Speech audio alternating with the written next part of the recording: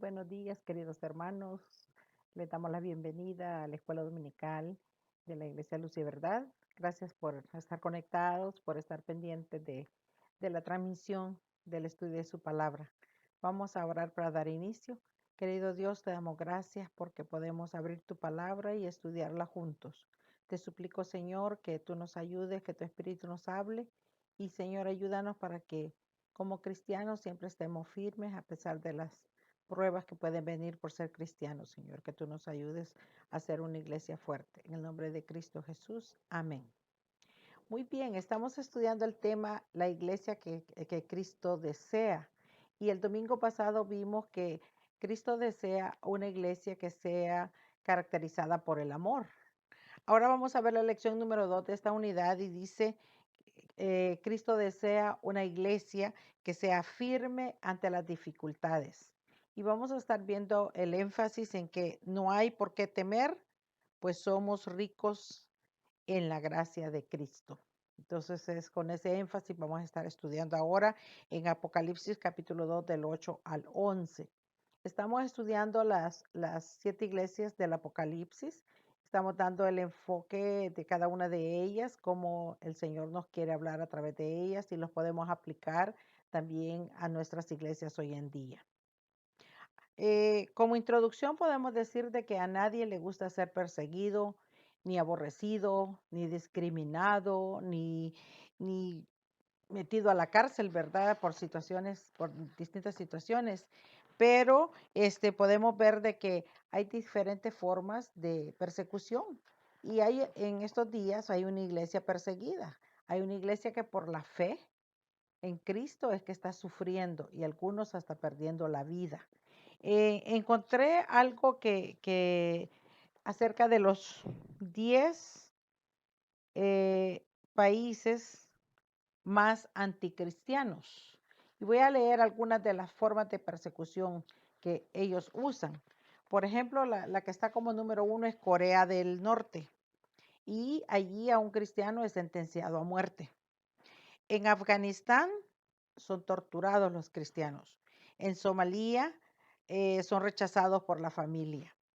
En India son golpeados y hay otras situaciones más también que por los cuales son perseguidos los cristianos. En Pakistán son encarcelados.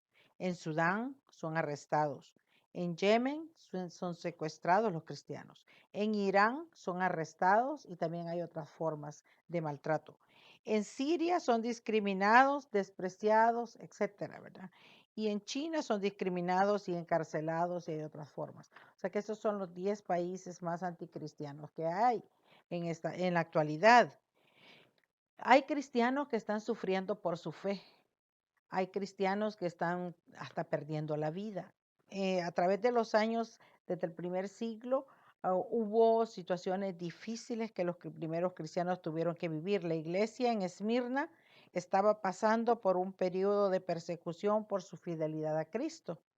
Y con esa experiencia, en esta lección vamos a estudiar cómo ellos se enfrentaron, cómo Dios les habló a través de la carta, les habló para que ellos pudieran ser firmes ante las dificultades, ¿verdad? Que tenían que estar siempre firmes, pidiendo al Señor que los tenga, que no flaqueen en su fe, porque acuérdense que la persecución si lleva hasta la muerte, bueno, pierde la vida física, pero tiene ganado una corona, ¿verdad? En el cielo y el alma no la perdemos. Entonces habla ahí de eso. Ahora, la iglesia de Esmirna, la ciudad de Esmirna, era una ciudad antigua en la costa occidental de Asia Menor. Y la semana pasada estuvimos hablando de la ciudad de Éfeso. Éfeso, Esmirna y Pérgamo, ellos competían para ser la mejor, la primera ciudad de la Asia Menor. Querían ser la primera ciudad de Asia. Y aquí probablemente los creyentes que estaban en Esmirna eran judíos cristianos y que estaban siendo perseguidos por los otros judíos porque habían dejado la religión judía. Entonces, eh, esa era una de las cosas. Ahora, Esmirna, se cree que el nombre viene de la palabra del árbol que existe que se llama mirra. que era espinoso y que tenía una resina que la usaban para hacer perfumes, para hacer cosas para las reuniones religiosas, como también para embalsamar a los cadáveres. Se cree que de allí venía ese nombre. O sea que está hablando de eso como perfume o como incienso, ¿verdad? Desde la antigüedad y para embalsamar a los cadáveres y usada también en las ceremonias religiosas. Se cree que de ahí viene el nombre Esmirna, como derivado de mirra. Ahora que, si le hago la pregunta, ¿cómo define usted el temor? Hay diferentes tipos de temor. Cuando hablamos del temor a Jehová, es un respeto, una forma de reconocer quién es Dios y que tenemos que respetarlo y tenemos que tener temor. Sería celo, sería reverencia eh, a Dios. Pero cuando hablamos también de temor, estamos hablando también de angustia, de esa situación difícil en la cual alguien está en peligro, entonces tiene temor, perdón. Hay personas que tienen mucho temor de perder el trabajo, temor de tener un accidente, o sea, hay otro tipo de temor, ¿verdad? Ahora, el énfasis que tiene la lección ahora dice que no hay por qué temer, pues somos ricos en la gracia de Dios. Y vamos a ver que tenemos batallas, todos tenemos diferentes batallas. Yo sé que cada familia lucha sus batallas, ¿verdad? Y con la ayuda de Dios salimos adelante. Algunos luchan batallas de enfermedad o batallas de soledad o batallas de tristeza, batallas de luto, batallas de tal vez de pobreza, algunas personas que pueden pasar situaciones difíciles. Hay diferentes batallas, pero también hay batallas espirituales, ¿verdad? En las cuales algunos vienen situaciones difíciles en las cuales se necesita la ayuda de Dios para vencer, porque Él nos da la victoria. Vamos a leer nuestro texto de hoy y es en Apocalipsis 2 del 8 al 9. Y escribe al ángel de la iglesia en Esmirna, el primero y el postrero, el que estuvo muerto y vivió, dice esto: yo conozco tus obras y tu tribulación y tu pobreza, pero tú eres rico, y la blasfemia de los que de que se dicen ser judíos y no lo son, sino sinagoga de Satanás. Cristo conoce las tribulaciones de todo creyente. Él conoce todo.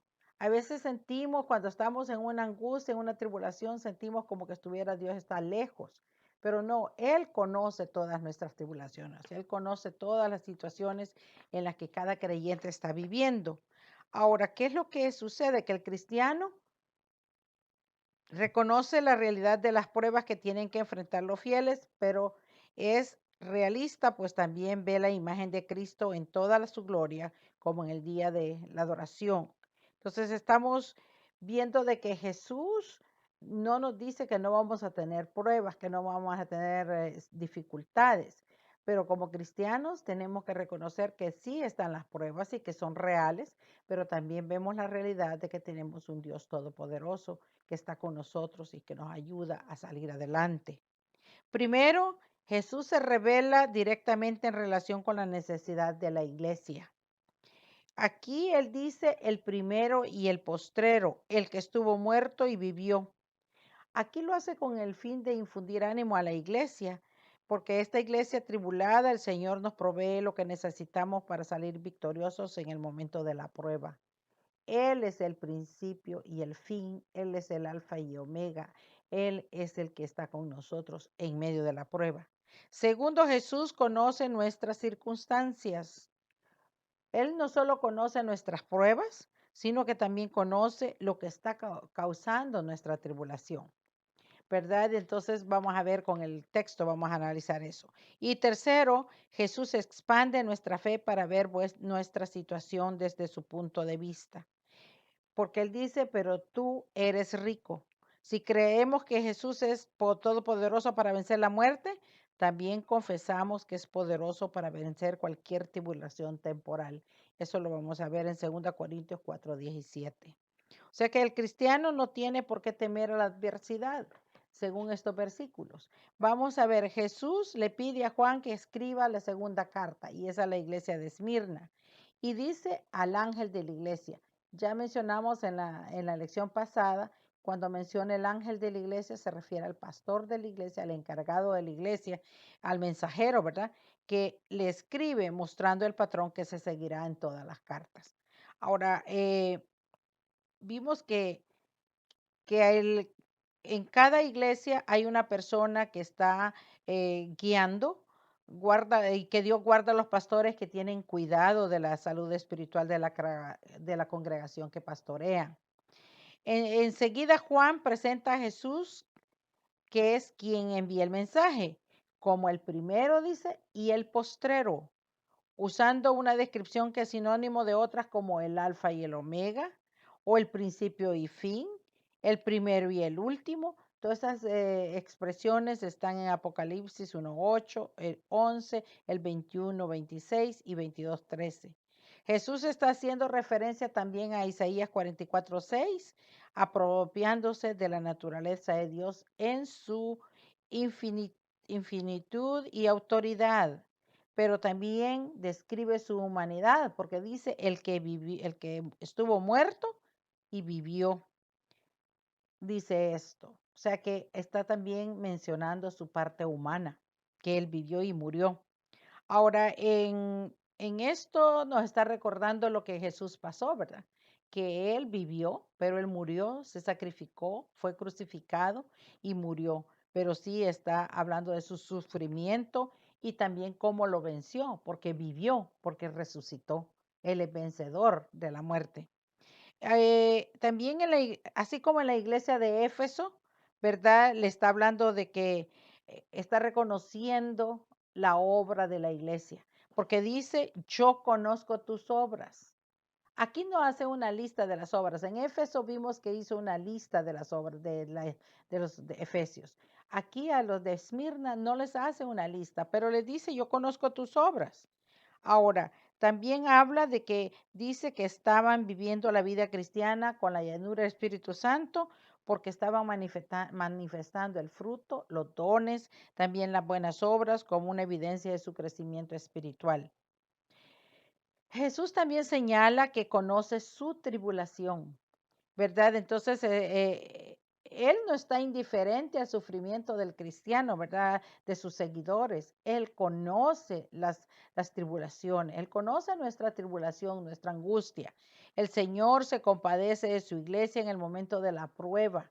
O sea que Dios es un Dios compasivo. Jesús es un Dios compasivo. Él se compadece de su pueblo, ¿verdad? Cuando está en prueba. También dice que conoce su pobreza. Pero ¿en qué sentido es que ellos eran pobres? Ahí dice que no hay evidencia de que la iglesia haya tenido problemas económicos, ahí en Esmirna, ¿verdad? Pero se trataba quizá de pobre porque la sociedad los trataba de pobres, porque la sociedad los consideraba pobres, esos cristianos, ¿verdad? Ahora, cuando Pedro menciona y levanta el ánimo de los cristianos que están pasando por tribulación y recordándoles que tienen una gran herencia reservada en gloria, en primera de Pedro 1, del 1 al 6. O sea, Pedro menciona de que es cierto que aquí hay tribulaciones y angustias, pero que en el cielo nos espera, dice, nos está una herencia que nos espera en gloria. Ahora, para Jesús, los judíos que se rechazaban como el Mesías cometían una blasfemia. Y por eso él habla de una sinagoga de Satanás, porque dice que ellos estaban rechazando a Jesús, al rechazar a los cristianos, rechazaban a Jesús.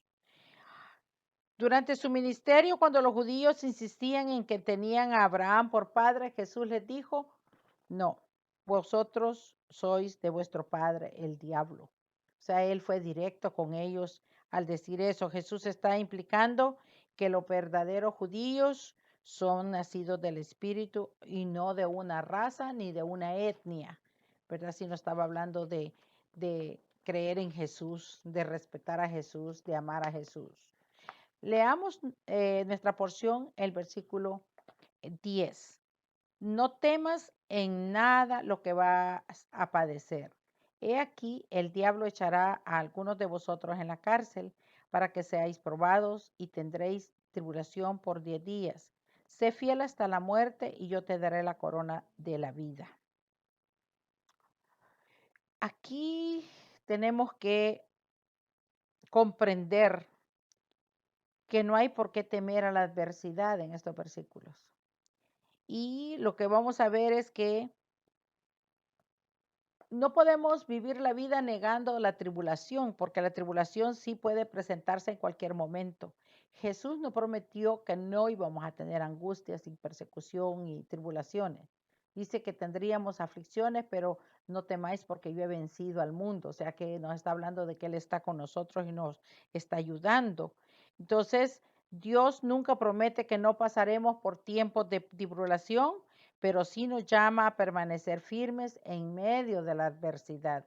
O sea que el Señor nos pide que sí tenemos que ser firmes, estar firmes, ¿verdad? Estar sin movernos en la fe a pesar de las circunstancias difíciles.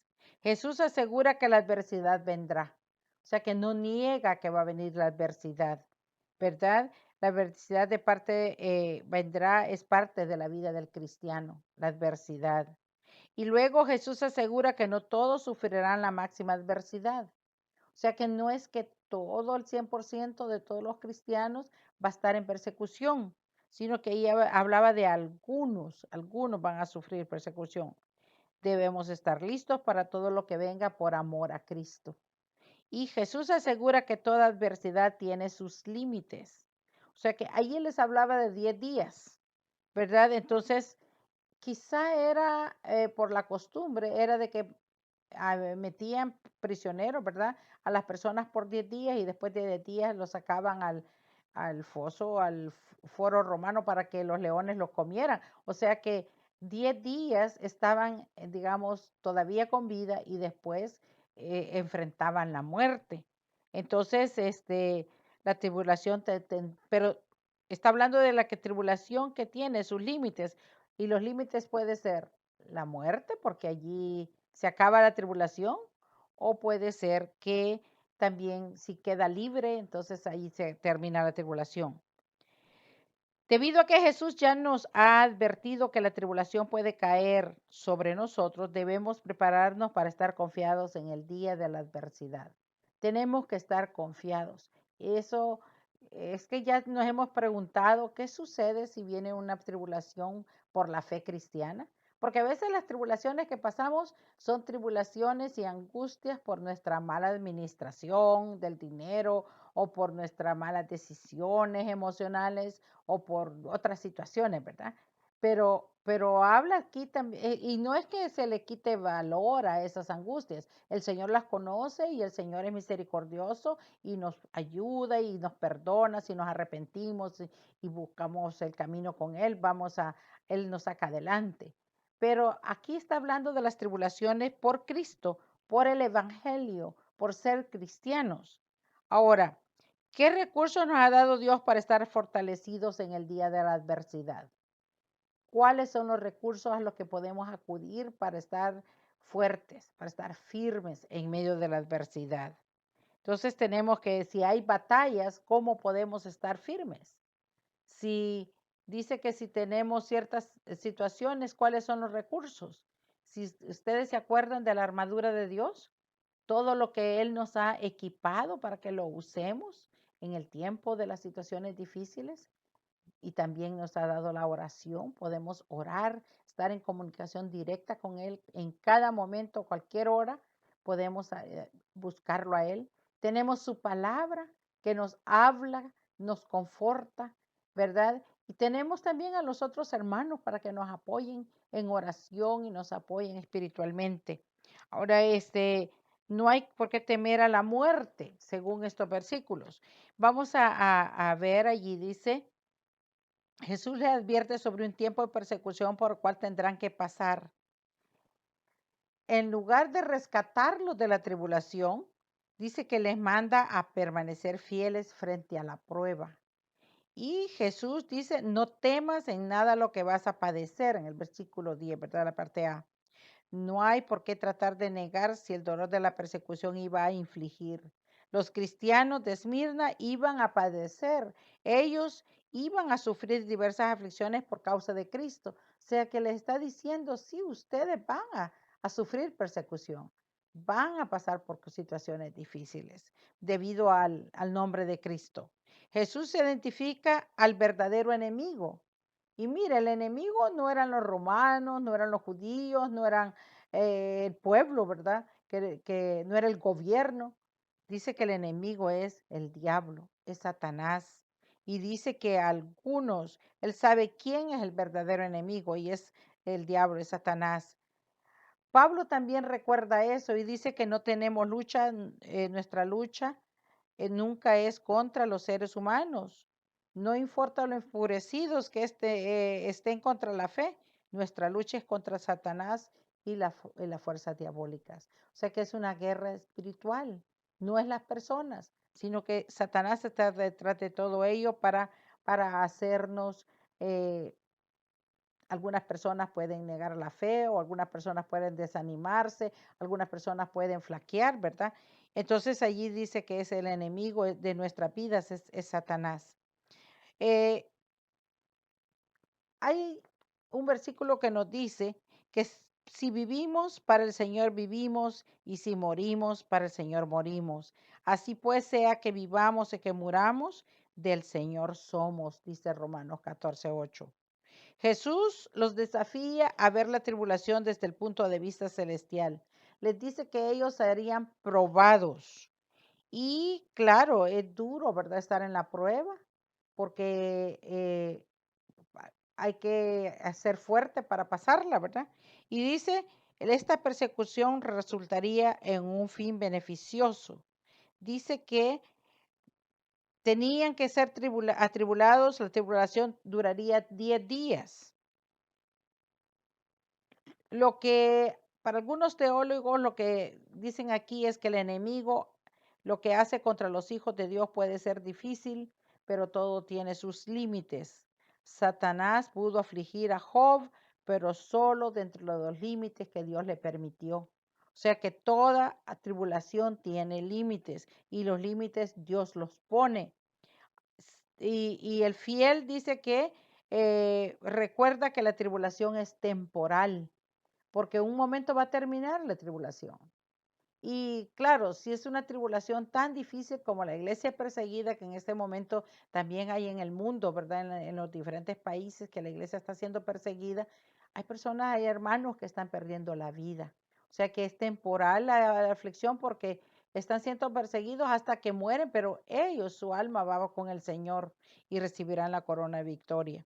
Ahora, Él quiere que nosotros tengamos fidelidad al Señor, que nos mantengamos firmes a pesar de la tribulación, a pesar de la persecución, ¿verdad?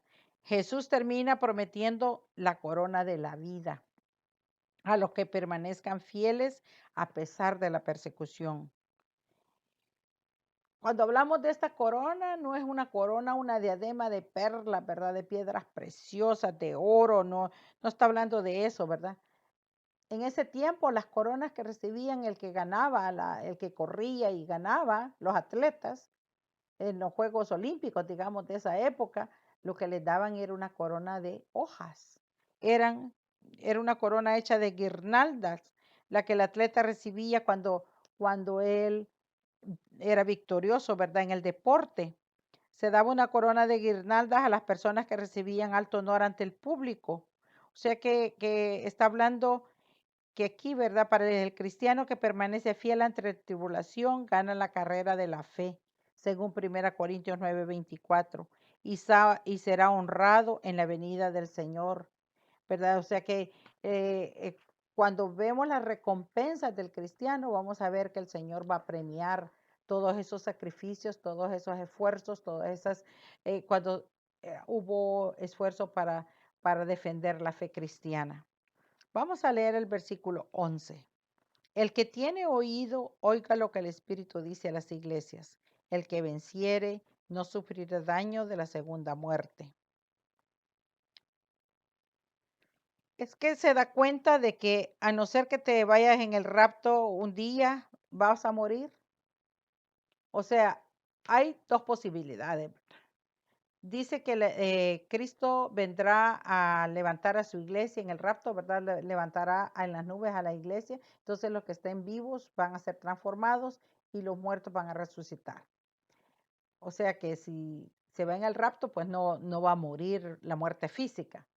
Pero si no, todos morimos, ¿verdad? Físicamente. Pero está hablando de una segunda muerte, ¿verdad? Entonces aquí Jesús nos pide poner atención como individuos y como iglesia. Y él dice, yo soy la resurrección y la vida, el que cree en mí, aunque esté muerto, vivirá, en Juan 11:25. Solo Cristo y su iglesia proclaman su autoridad por la muerte es segura, pero no lo es la última palabra. Jesús dijo eso. Ahora, Jesús nos llama a ser vencedores. Dice, y cuando esto corruptible se haya vestido de incorrupción y esto mortal se haya vestido de inmortalidad, entonces se cumplirá la palabra que está escrita, sorbida es la muerte en victoria. Entonces Jesús nos llama a ser vencedores. Jesús nos asegura que podemos evitar la segunda muerte. Entonces, la verdadera tragedia es sufrir la segunda muerte, porque la primera muerte puede ser que todas la vamos a tener, ¿verdad? Todos vamos a morir físicamente, pero el que va a tener la segunda muerte, eso es un juicio, porque eso es para condenación y es para estar en el lago de fuego que arde fuego y azufre, es el infierno eterno. Eso en Apocalipsis 20:14 y el 21:28. Los que vencen su temor de la primera muerte por medio de Cristo no sufrirán la pena de la condenación eterna. La promesa de Jesús nos reta a ver cualquier tribulación que venga, incluso la muerte, con el lente de su victoria sobre la muerte, porque Él vive, nosotros también viviremos. Y Él lo prometió, que nosotros viviremos con Él. Ahora, ¿qué pasos necesitas para prepararte para el día de tu muerte? Algunos ya han dado pasos, ¿verdad? Compran seguros de sepelio, compran cosas para prepararse para la muerte física, ¿verdad? Y quizá arreglan, hacen testamento para todas sus propiedades, para que quede en orden todas sus propiedades para los hijos, para la familia. Quizás se preparan ahorrando dinero, pensando que así tienen todos los gastos cubiertos para el día de su muerte. Pero, ¿qué sucede cuando estamos hablando de aquí que dice, bienaventurados sois cuando por mi causa os vituperen y os persigan? Gozaos y alegraos porque vuestro galardón es grande en los cielos. No hay por qué temer porque somos ricos en la gracia de Dios. Entonces, en este versículo, cuando nos hablaba allí, dice, el que tiene oído, oiga los que el Espíritu dice a las iglesias. ¿Se acuerdan en la primera? Todas las cartas tienen esto, a todas las iglesias, y está hablando del énfasis de tener oídos para oír, porque algunos podemos tener oídos, pero también hacernos los desentendidos y no oír. O de tener ojos, pero no ver, no percibir, ¿verdad? El mensaje de Dios. Entonces, aquí habla que aunque es Jesús quien da su mensaje por medio del apóstol Juan a las 7 iglesias, también es evidente que el Espíritu Santo tiene una parte en el mensaje de las iglesias. Y en realidad cuando Dios llama la atención a los suyos, el trino Dios obra en su totalidad, según Juan 3:34 que dice, porque el que Dios envió, las palabras de Dios habla, pues Dios no da el Espíritu por medida. Aquí es obvio que Dios Padre envía a Dios Hijo y el Espíritu Santo ministra sin medida. El apóstol eh, Pablo asegura lo mismo y dice, y por cuanto sois hijos, Dios envió a vuestros corazones el Espíritu de su Hijo, el cual clama, Abba Padre. Ahora aquí se mencionan las tres personas de la Santa Trinidad que están entrelazadas en su ministerio y propósito, según Juan 14:26. Y de San Juan 14:13, 16, 13, Jesús les aseguró a los suyos que el Espíritu los guiaría a toda verdad. Y aquí tenemos un ejemplo dramático de este ministerio esencial. Jesús anima a cada fiel en Esmirna, pues se dirige a cada creyente en particular, diciéndoles que estén atentos no solo a su carta, sino también al testimonio interno del Espíritu Santo, quien corrobora que su palabra siempre es veraz. Su palabra es la verdad. Entonces, dice al que venciere, sabiendo que las bendiciones de Dios son por gracia, pero no son baratas. Tenemos que pagar un precio y el precio es el sacrificio. Él tiene que ser un costo para pagar por ellas en el sentido de que Jesús venció la muerte y dice para ganar la victoria. Por eso es que Pablo nos dice en Romanos 8, 28 y 20 al 39 que tenemos que, dice que vencer todas las barreras posibles para que el creyente obtenga el premio y termina diciendo, antes en todas estas cosas somos más que vencedores por medio de aquel que nos amó. Romanos 8:37. La fe, decimos, tiene la promesa de obtener la victoria en Cristo, pero también tiene la responsabilidad de pelear la buena batalla en que una no es posible sin la otra. O sea que tenemos, por la fe somos salvos, pero tenemos que pelear la buena batalla. Tenemos que permanecer fieles, fieles en medio de la tribulación. Dice, al que venciere, Jesús le promete, no sufrirá daño de la segunda muerte. La persona ha sido concebida en pecado y entonces está muerta en delitos y pecados. El día que la persona deja de respirar, su muerte física no es nada menos que una extensión, ¿verdad?, de su estado espiritual, su primera muerte. Pero en su estado espiritual, ahora aquí, en este sentido, todos pasamos por esta etapa, porque todos somos pecadores, entonces todos dice que estábamos muertos, pero que Cristo nos ha dado vida. Ahora, cuando habla de la segunda muerte, en Juan 5:24, Jesús le dice a sus discípulos, de cierto os digo, el que oye mi palabra y crea al que me envió, tiene vida eterna y no vendrá a condenación, mas ha pasado de muerte a vida. Nadie puede evitar la primera muerte, la muerte física, pero sí podemos evitar la segunda muerte, la muerte espiritual, la condenación eterna. Si creemos en Él, si nosotros recibimos a Cristo en nuestro corazón, allí podemos evitarlo. Comienza con, aquí habla de la segunda muerte, es el juicio del gran trono blanco, ¿verdad? Que está en Apocalipsis 20 del 11 y 12. Y dice que eso resulta en una condenación en el lago de fuego, el lago que arde con fuego y azufre, el infierno eterno.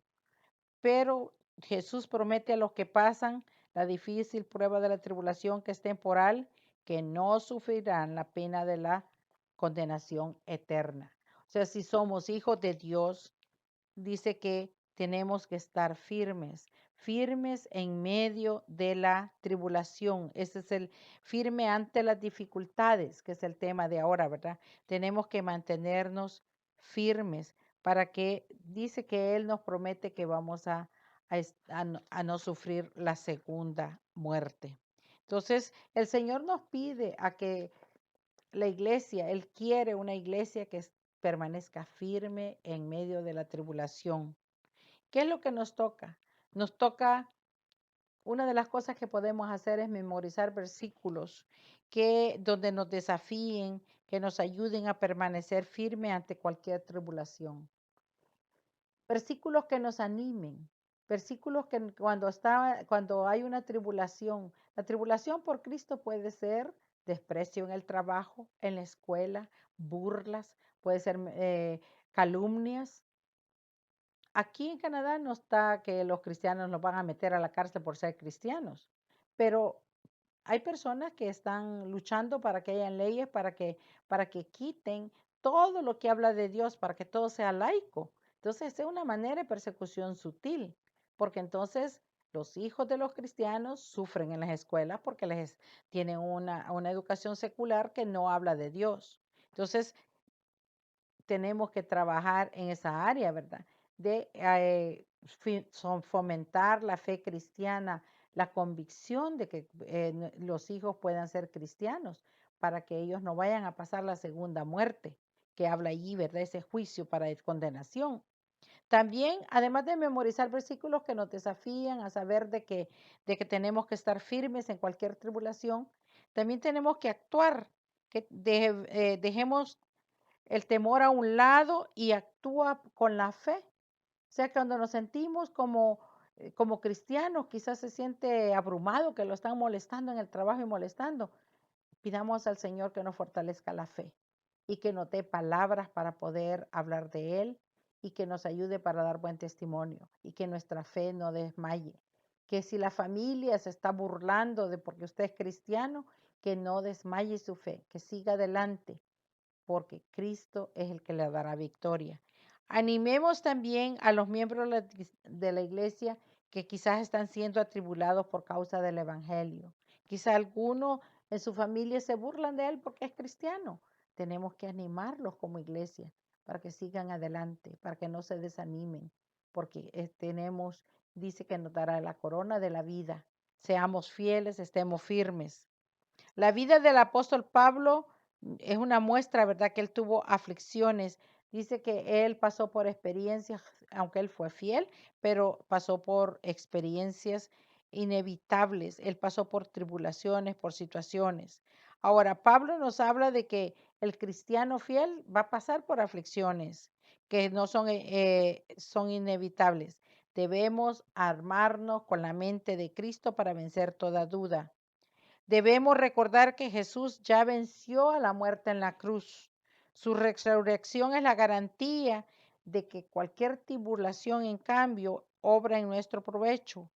Pablo afirma que la tribulación es momentánea y produce en nosotros un excelente y eterno peso de gloria.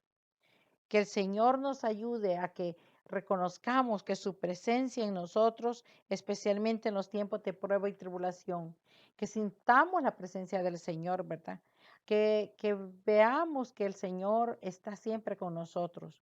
Algunas de las tribulaciones que por la fe en Cristo que algunas personas pueden pasar, quizás han sido insultos, insultado, vituperado, afligido, atribulado, murmuraciones, ultrajado, maldecido, burlado, calumniado, acusado, abofeteado, golpeado, encarcelado, confinado, despreciado, rechazado, expulsado, abandonado, desamparado, hambre, desvelo, frío, calor, sentenciado a muerte. Bueno, no sé qué situaciones de persecución usted alguna vez ha tenido por el Evangelio. Pero si alguna vez tiene una persecución, el Señor nos pide estar firmes en medio de las dificultades, no negar la fe. Y aún si eso llegara hasta la muerte, somos vencedores en Cristo porque vamos a estar con Él y Él nos dará la corona de la vida.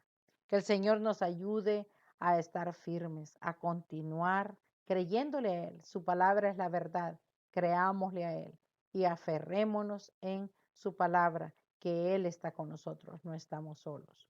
Oremos. Te agradecemos, Señor, porque tu presencia está con nosotros.